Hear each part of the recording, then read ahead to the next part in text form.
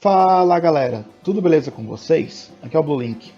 Eu fiz um post que fez um sucesso considerável no Facebook, por isso resolvi criar uma versão em vídeo dele.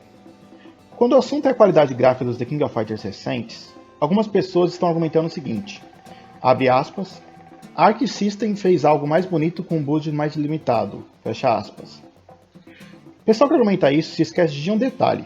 The King of Fighters precisa ter boneco pra caralho, senão não é The King of Fighters, visto que é um jogo de luta 3 contra 3. Para muitas pessoas, o mínimo aceitável que um jogo de luta AAA precisa ter de bonecos são 16 bonecos, senão não é justificável o preço. A primeira versão de Guilty Gear XR saiu com 17 bonecos, apenas um a mais desse mínimo. Grand Blue Fantasy Versus saiu com apenas 11 bonecos, menos do que tal limite, tornando ele o menor jogo de luta AAA do mercado em sua versão base da geração PlayStation 4 e Xbox One.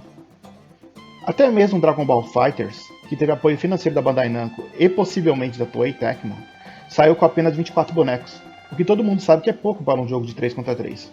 E mesmo assim, boa parte deles são Saiyajins, o que requer menos trabalho e você pode reciclar coisas de um boneco para o outro.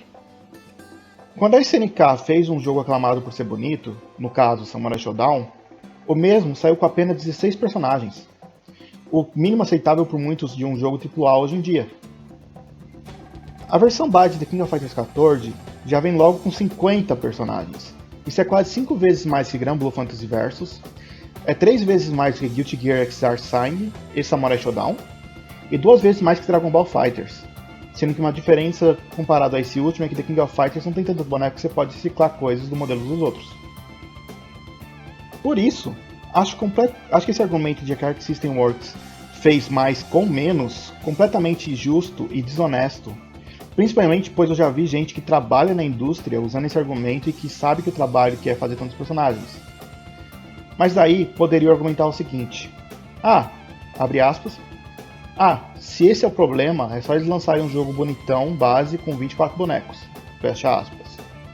Vamos ser francos, 24 bonecos dariam apenas 8 trios diferentes.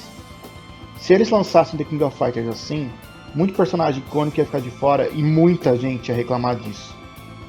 Mas é isso pessoal, espero que vocês tenham gostado aqui do vídeo. Eu sou o Blue Link, vejo vocês na próxima. Falou!